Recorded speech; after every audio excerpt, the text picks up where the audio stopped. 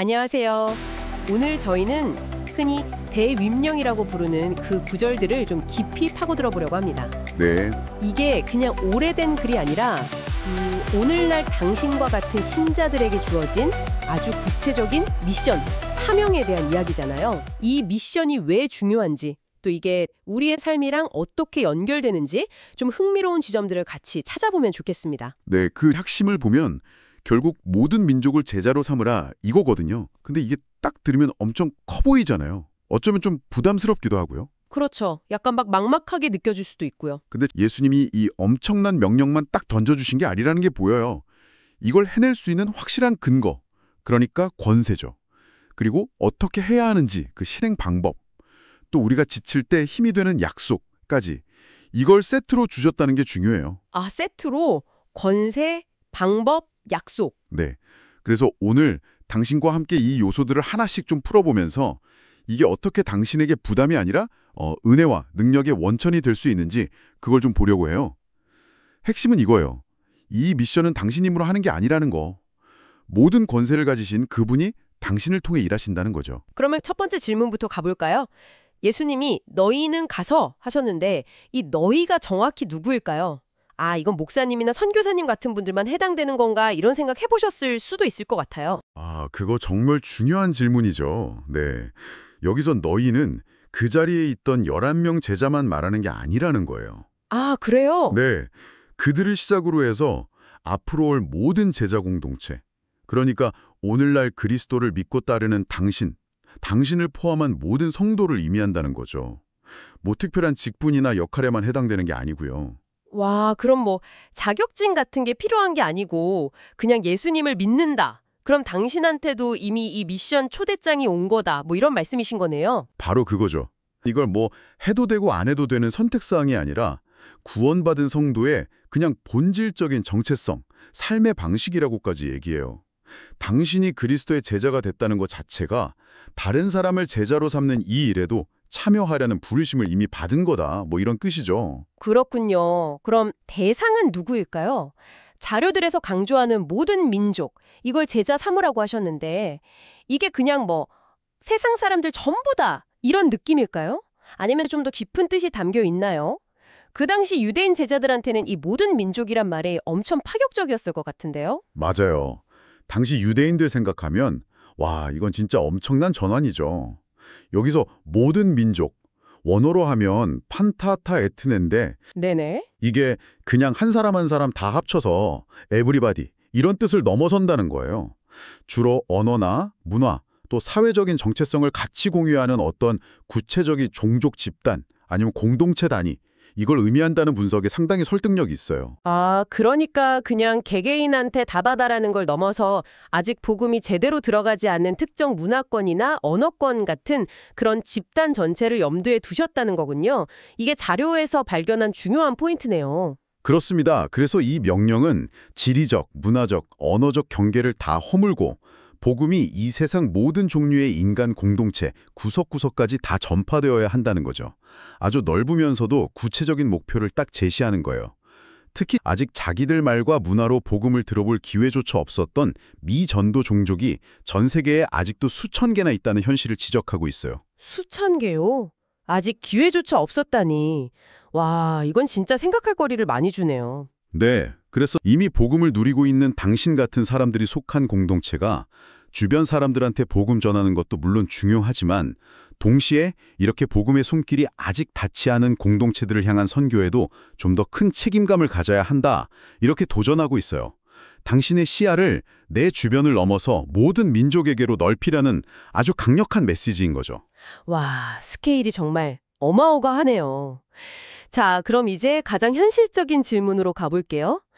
그래서 이걸 대체 어떻게 하라는 거야 궁금하실 텐데요. 자료들은 예수님이 말씀하신 3가지 구체적인 행동, 가서 세례를 주며 그리고 내가 너희에게 분부한 모든 것을 가르쳐 지키게 하라. 여기에 주목하더라고요. 이 단계들이 각각 뭘 의미하는 걸까요? 네, 이 3가지 동사가 어떻게 보면 제자 삼는 과정의 핵심 액션 플랜 같은 거죠. 첫째, 가서. 이건 그냥 가만히 앉아서 누가 오나 기다리는 거 이런 수동적인 자세가 아니라는 거예요. 아, 네. 세상 속으로, 사람들 삶 속으로 적극적으로 나아가고 다가가는 거. 이런 능동적인 움직임을 요구하는 거죠. 뭐 당신의 일상적인 삶의 현장이든 아니면 필요하면 진짜 지리적인 경계를 넘어서든 일단 가라, 움직이라는 거예요. 찾아가는 서비스 약간 이런 느낌이네요. 교회 안에만 있지 말고요.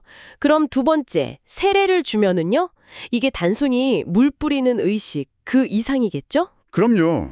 성부, 성자, 성령의 이름으로 주는 이 세례는 한 사람이 이제 과거 삶에서 돌아서서 예수 그리스도를 내 주인으로 고백하고 내 삶 전체를 삼위일체 하나님의 다스림과 보호 아래 두겠습니다 하고 공적으로 선포하는 행위예요. 네. 동시에 그리스도의 몸된 공동체의 일원으로 공식적으로 들어서는 거죠. 뭐랄까 일종의 영적 신분증 발급 같은 상징적인 사건이죠. 새로운 정체성을 확인하는 중요한 표식이라고 할 수 있습니다. 영적 신분증 발급. 비유가 재밌네요. 자, 그럼 마지막. 가르쳐 지키게 하라. 이건 어떤 의미일까요? 그냥 성경 공부시키라는 거랑은 좀 다른 느낌인데요. 아주 정확해 보였어요. 자료들에서 핵심으로 짚는 게 바로 그 지키게 하라는 부분이에요. 단순히 예수님 가르침을 머리로 아는 거, 지식 전달에 그치는 게 아니라는 거죠. 그 말씀들이 제자의 삶 속에서 실제로 살아 움직이고 구체적인 행동, 순종으로 이어지도록 돕는 거. 전인격적인 양육 과정을 의미해요. 지식, 감정, 의리 뭐 이런 거 다 포함해서요.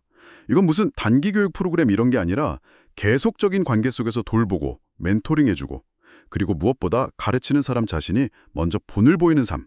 이걸 통해 이루어지는 긴 과정이죠. 듣고 보니까 정말 한 사람을 온전히 세우는 아주 깊고 긴 과정이네요.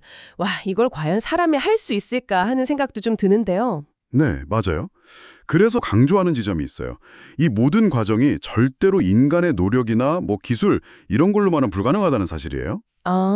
제자를 만들고 세우는 건 본질적으로 영적인 일이기 때문에 오직 성령의 능력, 그분의 도우심에 의존해야 한다는 거죠. 우리는 씨 뿌리고 물 주는 역할을 하지만 궁극적으로 생명을 자라게 하고 사람을 변화시키는 분은 하나님이시다. 이런 믿음, 즉 성령 의존적인 태도가 절대적으로 필요하다고 이야기합니다. 아, 그렇군요. 우리 역할이랑 하나님 역할을 명확히 구분하고 성령님께 의지해야 한다. 이 점이 정말 중요하겠네요. 근데 이 모든 이야기를 듣고 보니 당신도 아마 솔직히 와, 내가 이걸 어떻게 감당하지? 이런 부담감을 좀 느끼실 수 있을 것 같아요. 네, 그럴 수 있죠. 모든 민족을 대상으로 가서 세례 주고 가르쳐 지키게 해야 하는 이 엄청난 미션, 이걸 평범한 내가 해낼 수 있을까? 그런데 바로 이 지점에서 아주 흥미로운 반전을 딱 제시해요. 우리가 이 위대한 미션을 감당할 수 있는 확실한 이유가 있다는 거죠. 바로 예수님의 권세와 함께 하시겠다는 약속 때문이라는데요. 여기가 정말 하이라이트 같습니다. 맞습니다. 바로 이 부분이 대위 임령의 엔진이에요, 엔진. 그리고 이 미션을 수행하는 당신에게 주어지는 가장 큰 위로이자 확신이죠. 이 엄청난 과제 앞에서 당신이 압도되지 않을 수 있는 이유. 예수님은 그냥 어려운 숙제만 턱 내주신 게 아니라 그 숙제를 할 수 있는 뭐랄까 치트키를 주신 셈이에요. 치트키요? 네. 먼저 18절에서 딱 선언하시잖아요. 하늘과 땅의 모든 권세를 내게 주셨으니. 하늘과 땅의 모든 권세. 와, 상상하기 힘든 스케일인데요. 이 권세가 구체적으로 어떤 종류의 힘이라고 설명하나요? 이 권세는 예수님이 십자가에서 죽으시고 부활하셨잖아요. 그걸 통해서 죄와 죽음 그리고 사탄의 세력을 완전히 꺾으시고 하나님 아버지로부터 받으신 절대적인 통치권, 그러니까 우주의 최고 우령권 같은 거를 의미해요. 영적인 영역이든 현실적인 영역이든 그 어떤 것도 이 권세 밖에 있지 않다는 거죠. 와. 근데 정말 놀라운 건 뭐냐면 주님이 이 어마어마한 권세를 당신처럼 그분을 따르는 제자들에게 위임하셨다는 사실이에요. 잠깐만요.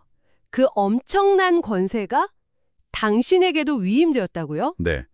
바로 그 점을 자료들이 강조해요. 당신이 복음을 전하려고 할 때, 누군가를 그리스도께 인도하려고 할 때, 말씀을 가르치면서 함께 살아가려고 애쓸 때, 때로는 뭐 영적인 어려움이랑 씨름할 때 있잖아요. 그때 당신은 당신의 힘이나 능력, 지혜로 싸우는 게 아니라는 거예요. 바로 이 예수님의 권세, 그분의 이름에 부여된 그 권위를 힘입어서 행할 수 있다는 거죠. 비유하자면 당신은 막강한 본국의 전폭적인 지원을 받는 대사 같은 거예요. 당신 말이 힘이 있는 이유는 당신 때문이 아니라 당신을 보내신 분의 권세 때문인 거죠. 와, 이건 정말 관점을 완전히 바꾸는 이야기네요. 내가 가진 힘이 아니라 내 뒤에 계신 예수님의 권세를 사용하는 거군요. 이것만으로도 엄청난데 또 다른 약속도 있다고요? 그렇습니다.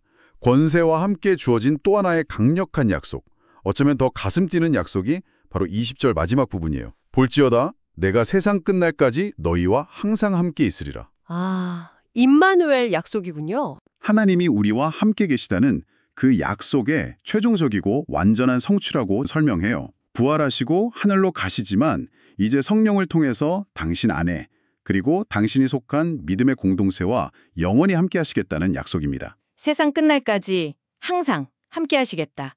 어떤 상황에서든 예외 없이요? 와, 정말 든든한 약속인데요. 네, 그렇죠.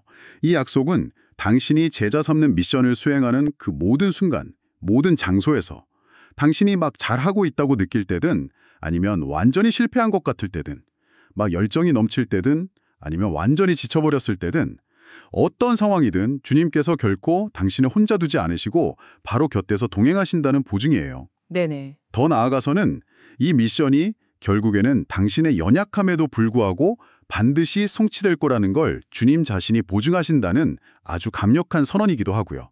왜냐하면 당신과 함께 하시는 분이 실패할 수 없는 분이니까요. 네, 마태복음의 대위임령에 대해 정말 깊이 있는 이야기를 나눴습니다.